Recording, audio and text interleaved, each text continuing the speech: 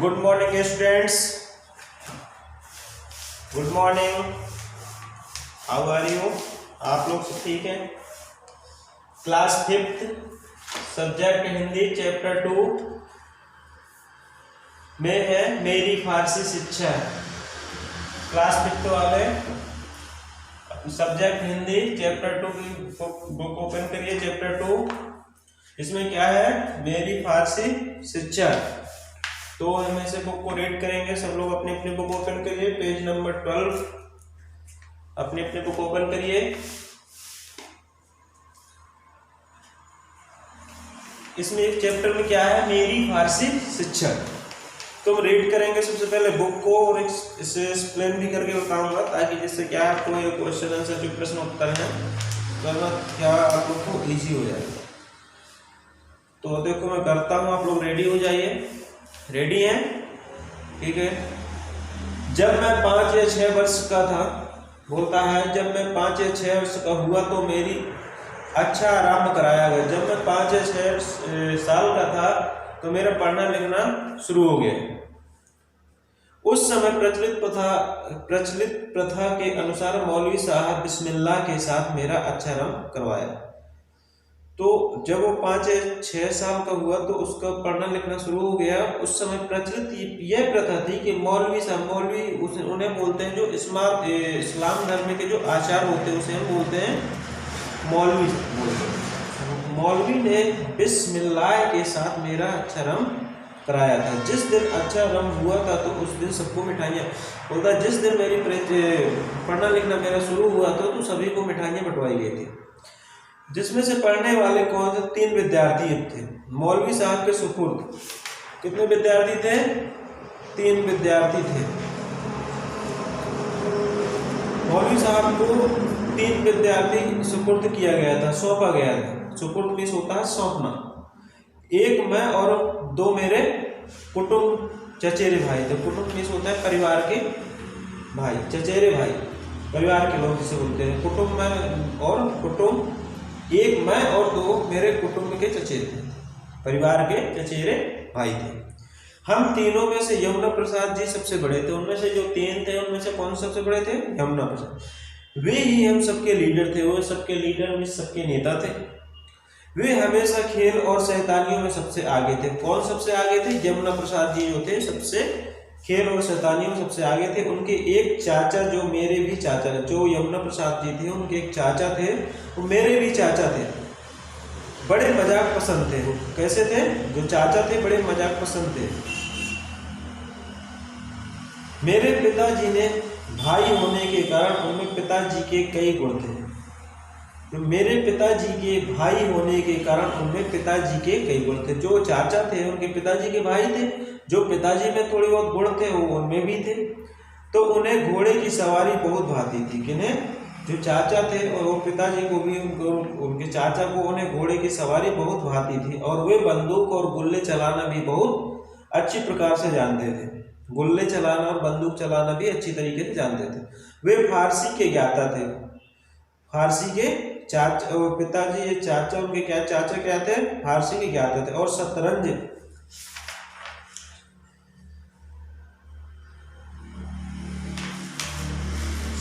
भी अच्छी प्रकार से जानते थे। जो मौलवी साहब हमें पढ़ाने आए वे बड़े विचित्र आदमी। जो मौलवी साहब जो आए थे, मौलवी साहब जो उन्हें कहते हैं जो इस्लाम धर्म के आचार होते हैं, वे बड़े विचित्र आदमी थे बोलते हैं। बलदेव चाचा के मजाक के लिए मौलवी साहब उपयोगी साधन बन गए। जो बलदेव चाचा, उनके बलदेव चाचा थे, वो मजाक के लिए मौलवी साहब उपयोगी साधन बन गए थे। चाचा मौलवी साहब को तरह तरह की बातें सुनाते। जो उनके चाचा बलदेव चाचा थे वो मौलवी साहब जो आचार थे बच्चों के, उन्हें तरह तरह की बातें सुनाते थे और उनसे बढ़ा चढ़ाकर बातें करते थे। मौलवी साहब से बढ़ा चढ़ा के बातें करते थे। कहलवा लेते थे कि वह हार बोल रहे हम जा रहे थे काम।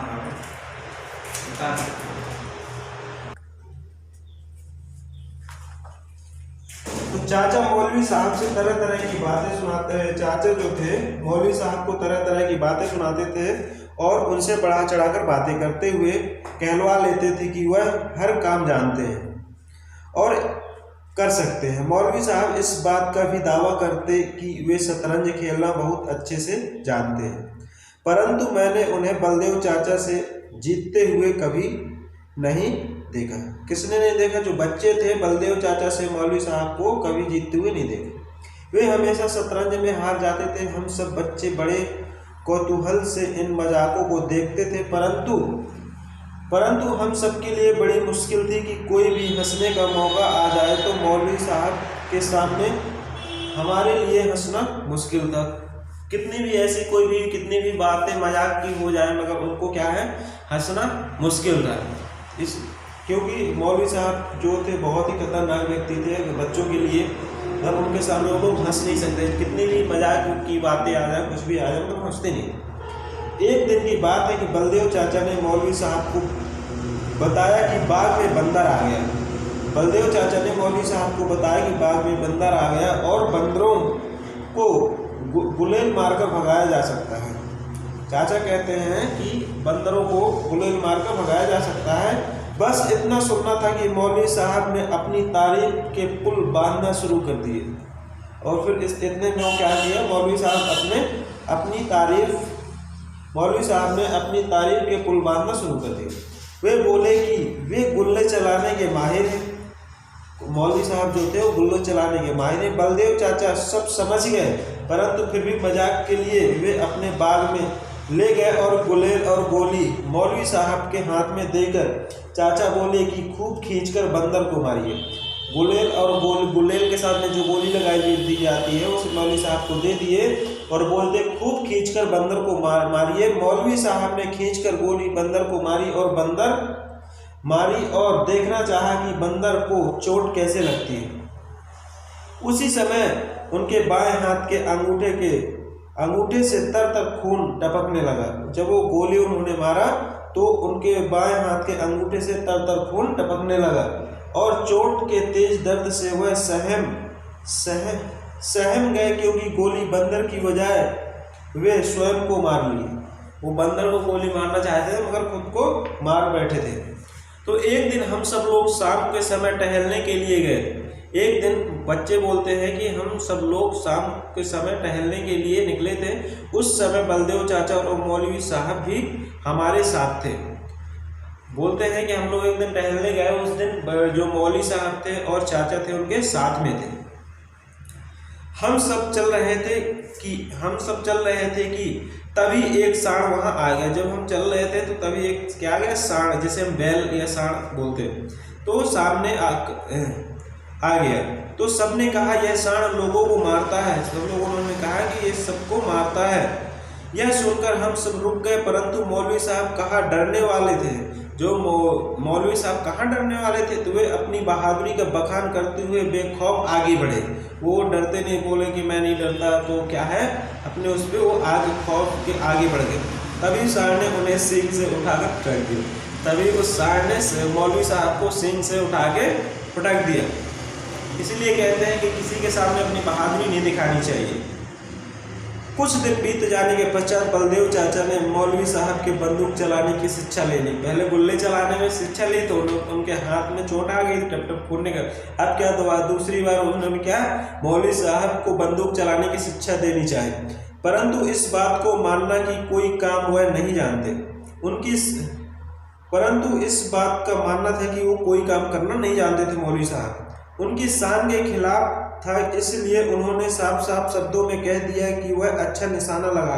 उन्होंने थोड़ी से अपने वो सोचा कि अगर मैं बोलता हूँ कि अगर ऐसा नहीं कर पाते, मेरा क्या है, थोड़ी सी इशाल्टी टाइप में होती है, तो उन्होंने साफ शब्दों में कह दिया कि वह निशाना अच्छा लगा लेते। तो इतना कहकर उन्होंने बंदूक उठाई, चल दिए। कुछ ही दूरी पर एक ऊंचे दरख्त पर उन्हें एक गिद्ध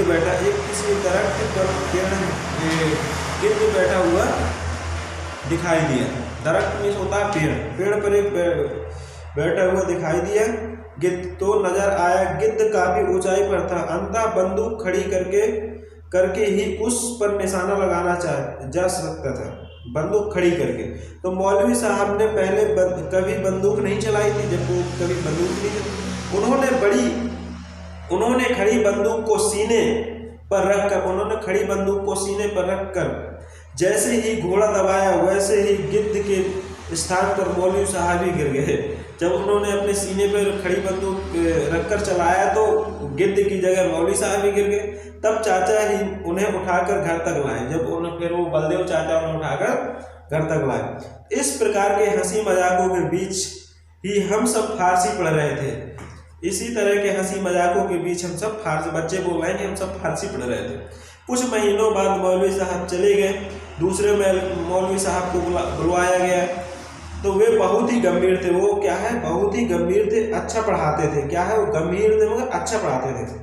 अब हफ्ते में 5.5 दिन फारसी पढ़ाई जाती थी। हफ्ते में 5.5 दिन फारसी पढ़ाई जाती थी। बृहस्पतिवार की दोपहर को के बाद शुक्रवार की दोपहर तक फारसी से छुट्टी रहती थी। बृहस्पतिवार की दोपहर से शुक्रवार की दोपहर तक फारसी से छुट्टी रहती थी। और उस समय गिनती सिखाते थे। खेलने कूदने के लिए भी समय दिया जाता था। और उस समय बृहस्पतिवार से शुक्रवार में गिनती सिखाते थे और खेलने कूदने का भी समय दिया जाता था। उन दिनों हम बहुत सवेरे उठकर मौलवी साहब के पास जाते थे। कौन दिन, बृहस्पति और शुक्रवार को, जो वही एक कोठरी में रहते थे। कोठरी के सामने आंगन में बैठकर हम पढ़ा करते थे। कहाँ पढ़ा करते थे, कोठरी के सामने आंगन में बैठकर पढ़ा करते थे। तो सुबह आकर हम पहले का पढ़ा हुआ पाठ, सुबह आकर हम जो पहले का पढ़ा हुआ चैप्टर या पाठ रहता था दोहराया करते थे। जो जितनी जल्दी पुराना पाठ याद कर लेता था उसको उतनी जल्दी नया सबक पढ़ा दिया जाता था। जो पुराना पाठ, अगर पुराना चैप्टर पुराना पाठ जो भी आया तो लर्न करके याद करके आते थे तो उन्हें दोबारा दूसरा पाठ दे दिया जाता था, तो सबक पढ़ा दिया जाता था। तब वह सूर्योदय हो जाता था। तब वहाँ से उठकर हम सब बच्चे अपने अपने मुंह हाथ धो लेते थे और माँ के पास कुछ खाने के लिए पहुँच जाते थे। फिर उसके बाद वो लोग क्या है, माँ के पास खाने के लिए पहुँच जाते। हमें प्रायः आधे घंटे की छुट्टी मिलती थी। नाश्ता करके लौटने पर सबक याद करना पड़ता था। जब नाश्ता करके आते थे तो उनको जो सबक दिया जाता था याद करना पड़ता। और सबक याद करके सुनाने के बाद मौलवी साहब हुक्म देते थे कि सब किताबें बंद कर दो। किताबें बंद करके सब लोग किताबें बंद कर दो। किताबें बंद करके हमें तख्ती निकालनी होती है। फिर वो लोग क्या, जो तख्त होता है वो निकालनी होती है। जब तख्ती भर जाती तो धोना पड़ता था। जब तख्ती भर जाती तो तख्ती धोना पड़ता था। तख्ती भर जाती तो उसे धोना पड़ता था। इस प्रकार तख्ती को धोते समय खेलने का समय भी मिल जाता था। दोपहर को नहाने और खाना खाने के लिए 1 या 1.5 घंटे की छुट्टी मिला करती थी। जब दोपहर में इन्हें खाना खाने के लिए और नहाने के लिए 1 घंटे की छुट्टी मिलती। खाना खाकर सबको सोना पड़ता था। मौलवी साहब चारपाई पर सोते थे। वो नीचे सोते थे और मौलवी साहब जो थे चारपाई पर सोते थे। दोपहर के बाद हम सबको याद करने के लिए दूसरा सबक मिलता था और उसे याद करके सुनाने पर भी खेलने की छुट्टी मिलती थी। तो जब वो याद करके सुना देते थे तो उसके बाद भी उन्हें खेलने की छुट्टी मिलती थी। खेलने के बाद पुनः पढ़ने बैठना पड़ता था। जब खेलने के बाद फिर उन्हें पढ़ने के लिए बैठना पड़ता था। संध्या हो जल्दी नींद आती थी, परंतु हमेशा डर लगा रहता था कि अगर मौलवी साहब ने हमें पलक झपकाते हुए देख लिया तो मार पड़ेगी। बल्कि उनको क्या जल्दी नींद आती थी, मगर वो क्या पढ़ते टाइम अपनी पलक भी नहीं झपका सकते थे। नहीं, मौलवी साहब बहुत ही मार देते। जल्दी छुट्टी के 2 उपाय होते थे, खेल कूद और शरारतें। तो सभी ये यमुना भाई हम सबके लीडर थे, इसलिए जल्दी छुट्टी पाने के लिए उपाय भी वही करते थे। लीडर कौन थे, यमुना भाई थे, तो उनको छुट्टी के उपाय के लिए भी वही उपाय सोचते थे। तो हमारे पढ़ने के लिए तेल का दिया जलाया जाता था। उनके पढ़ने के लिए तेल का दिया जलाया जाता था। उसकी रोशनी में ही हम सब पढ़ते थे। यमुना भाई रेत की छोटी सी पोटली बनाते थे। किसकी, रेत की पोटली बनाते और चुपचाप छिपाकर उसे दिए में रख देते थे। इसमें दिए में रेत की छोटी, ताकि वो क्या जो तेल रहता था उसे जल्द सोख ले। रेत की पोटली बना के रख देते थे, तो रेत की पोटली जल्दी से तेल को सोख लेती थी और जल्दी ही दिया बुझने पर आ जाता था। तो यह देखकर मौलवी साहब दाई पर गुस्सा होते थे। किस पे? दाई पर गुस्सा होते थे। दाई पर गुस्सा होते थे कि दिए में तेल कम क्यों डाला। वो जो दाई थी उस पर गुस्सा हो गया कि तेल क्यों कम डाला। फिर मजबूरी में उन्हें हम बच्चों को किताबें बंद करने के लिए कहना। और जब तो वो बच्चे इतनी ऐसी शरारतें करते थे तो उन्हें क्या है, ऐसे उन्होंने सोचा कि दाई ऐसा करती है तो मजबूरी में उन्हें किताबें बंद करने के लिए कहना पड़ता। पढ़ाई का क्रम ऐसे ही चलता रहा और कुछ फारसी का ज्ञान हुआ तो उन्हीं मौलवी साहब ने दिया। हम सब भी मौलवी साहब को प्यार करने लगे और हम सब भी मौलवी साहब को प्यार करने लगे थे। कुछ समय पश्चात अंग्रेजी पढ़ने के लिए घर छोड़कर छपरे में जाना पड़ता था। मौलवी साहब ने जब मौलवी साहब से बिछड़ने का बहुत दुख हुआ और शायद मौलवी साहब भी हमारे जाने से दुखी थे और मौलवी साहब के जाने से उनको भी दुख हुआ और मौलवी साहब को भी बच्चों से बिछड़ने का बहुत ही दुख हुआ था। ये चैप्टर हमारा कंप्लीट हो गया। तो ये चैप्टर मैंने इसीलिए रीड किया है, एक्सप्लेन भी किया है। तो आप लोग भी चैप्टर को क्या रीड करिएगा और समझिएगा, जिससे क्या है ये क्वेश्चन आंसर इसे हम कर सके। तो आप लोग सबसे पहले फेयर कॉपी में आप लोग को ये जो शब्दार्थ दिख रहे हैं तो इसमें कंप्लीट करिएगा सही तरीके से। फिर उसके बाद जो कुछ कठिन वर्ड हैं इनके उच्चारण भी बता देता हूँ। बिस्मिल्लाह जो मौलवी साहब बिस्मिल्लाह में उन्हें छोड़ दिया पढ़ने के लिए। अनुसार, किसी के अनुसार, विचित्र, बहुत ही विचित्र, कौतूल, माहिर, बहुत, दरख्त, सूर्योदय, बृहस्पतिवार और शुक्रवार उन्हें छुट्टी मिलती थी। सूर्योदय में सूर्य उदय से पहले। दरख्त मीन्स होता है पेड़ पर जो बैठा था। बाखौफ मीन्स होता है जो निडर होते हैं। माहिर, किसी के माहिर, जैसे कौतूल, तो ये सारी चीजें आपको। कौतूल मीन्स होता है उत्सुकता। वो विचित्र बताया है कि जो विचित्रहीन बच्चे या विचित्रहीन उन्हें विचित्र बोलते हैं। किसी के अनुसार, तो ये सारे समझ में आ गए होंगे आपके। अब क्या है, सही विकल्प पर आपको टिक करना है।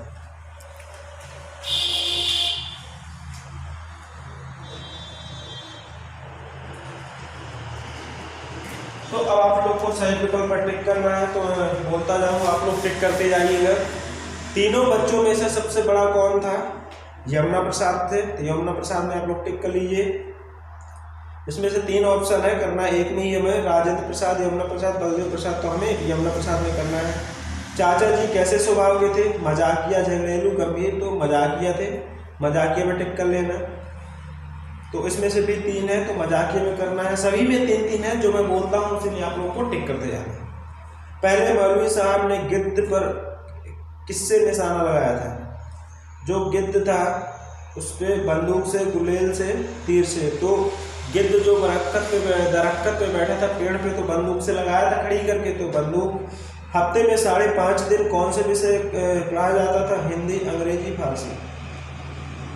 तो फारसी नहीं पढ़ाई जाती थी, हिंदी पढ़ाई जाती थी। तो हिंदी में टिक कर लेना।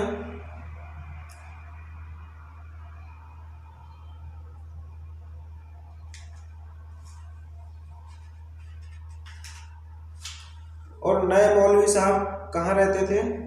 जो नए मौलवी साहब मस्जिद में, कोठरी में रहते थे। तो टिक कर लेना कोठरी में। अब ये क्या है, हमें एक शब्द एक वाक्य जो मैंने प्रीवियस वीडियो बनाया है आप लोगों ने देखा होगा, तो उसमें आप लोग को एक शब्द या एक वाक्य आप लोग के समझ में आ गया होगा। तो आप लोग के एक वाक्य और एक शब्द समझ में आया होगा। तो आप लोग सबसे पहले प्रीवियस वीडियो देखिए मेरा, उसके बाद नेक्स्ट चैप्टर जो को वीडियो बना है उसको देखिए। तो एक शब्द और एक वाक्य आप लोग के समझ में आ जाएगा। अब क्या है, हमें एक शब्द एक वाक्य में उत्तर देना है। तो क्वेश्चन नंबर 1 का आंसर मैं उत्तर ही लिखूंगा सर, क्वेश्चन आप लोग बुक से लिखिएगा। क्वेश्चन 1 है, यमुना प्रसाद किस बात में सबसे आगे थे? जो यमुना प्रसाद जी थे ये किस बात में सबसे आगे थे? जो यमुना प्रसाद जी थे किस बात में सबसे आगे थे? किसमें?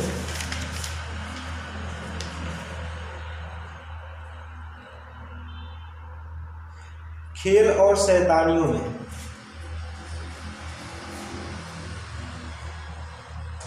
खेल और शैतानियों में। खेल और शैतानियों में सबसे आगे थे। क्वेश्चन नंबर सेकंड, तो आप लोग बुक से क्वेश्चन राइट करते जाइएगा, मैं आंसर राइट करूंगा।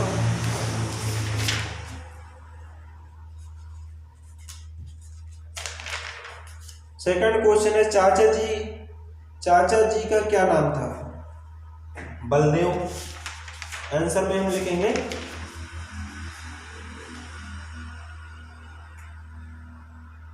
बलदेव।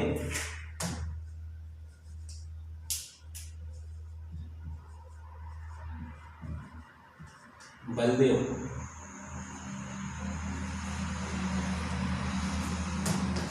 बलदेव चाचा लिख देंगे, बलदेव चाचा। क्वेश्चन नंबर थर्ड, बाग में कौन घुस आया था? क्वेश्चन सारे आप लोग बुक से करिएगा, मैं ओनली आंसर लिख रहा हूं। बंदर। बंदर घुस आया था। घुस आया, बंदर घुस आया था।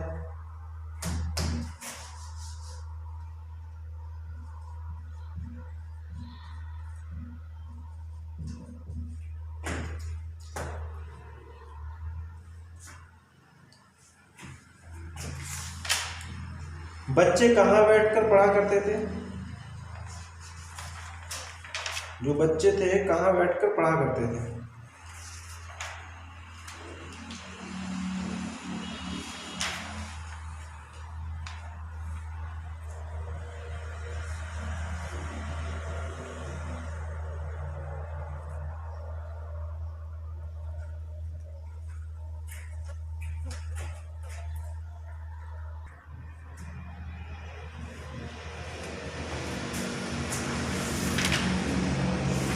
क्वेश्चन फोर्थ है, बच्चे कहाँ बैठकर पढ़ा करते थे?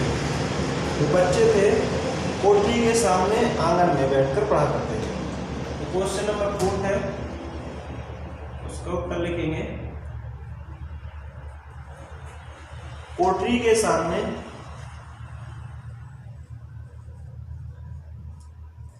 कोठरी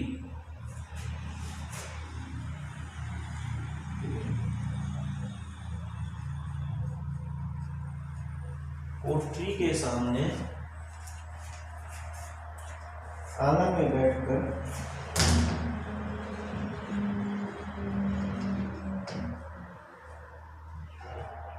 आंगन में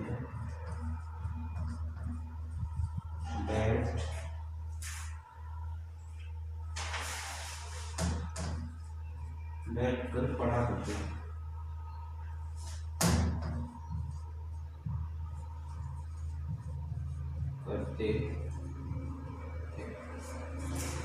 कोठरी के सामने आंगन में बैठकर पढ़ा करते हैं। क्वेश्चन नंबर 5,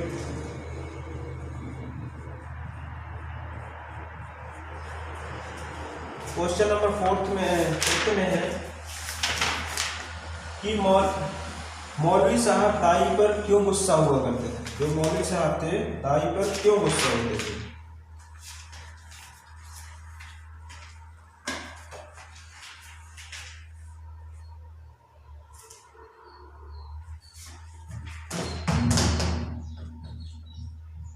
दिया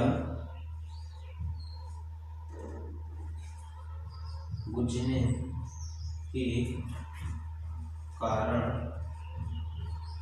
दाई पर गुस्सा हुआ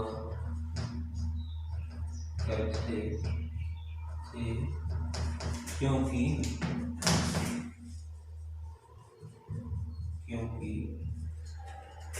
तेल कम डाल क्यों?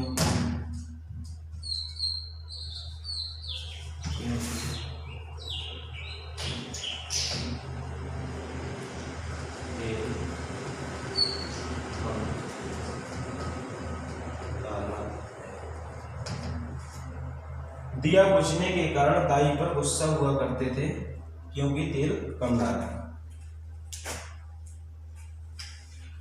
अब क्वेश्चन नंबर है हमारा 6 तो उत्तर लिखेंगे। क्वेश्चन नंबर 6 है बच्चों को घर छोड़कर छपरे में क्यों जाना पड़ा?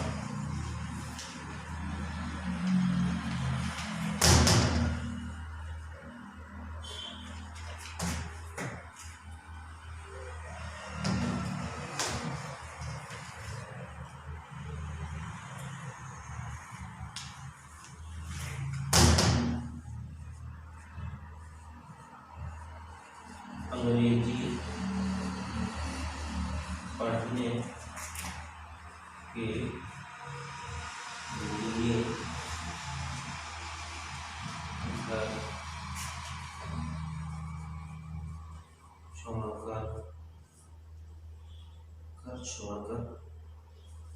छपरे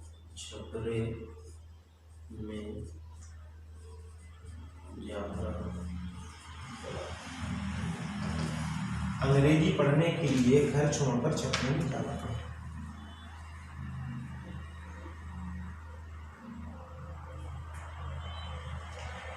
ये सारे क्वेश्चन आंसर कंप्लीट हो गए आपके। आपको अब सोचिए और उत्तर लिखिए। तो आपको सोचिए और उत्तर लिखिए खुद से करना है, इसलिए ताकि मैंने जो बुक रीड किया एक्सप्लेन किया तो आप लोग के बुक जो मैंने एक्सप्लेन करके बताया तो आप लोग को समझ में आ ही गई होगी। और भी अगर नहीं आती है तो अब सही से आप लोग बुक पढ़िए और वीडियो को देखिए जो मैं एक्सप्लेन मैंने किया है, तो आप लोग के समझ में आ जाएगी, जिससे आप लोग को ये क्वेश्चन आंसर देना ईजी हो जाएगा। तो आप लोग सही से वीडियो को देखिए और मैं कैसे रीड करता हूँ एक्सप्लेन करता हूँ सही से सुनिए। फिर उसके बाद ये सारे क्वेश्चन आंसर रिक्त स्थान है, हाँ जो सही ट्रू और फॉल्स हाँ या नहीं है, इनको उत्तर खुद से देना है। अगर वीडियो देखने के बाद भी समझ में, अगर बुक रीड करने के बाद तब भी नहीं आते हैं तो आप लोग सब लोगों से संपर्क करिए और या तो स्कूल आइए, 10 से 12 तक ओपन रहता है, आप लोग आके कोई भी चीज़ अगर प्रॉब्लम आती है तो उसे पूछ सकते हैं, और या तो कैसे भी फ़ोन से कनेक्ट कर सकते हैं फ़ोन के माध्यम से आप लोग। ठीक है, इस वीडियो के लिए थैंक यू।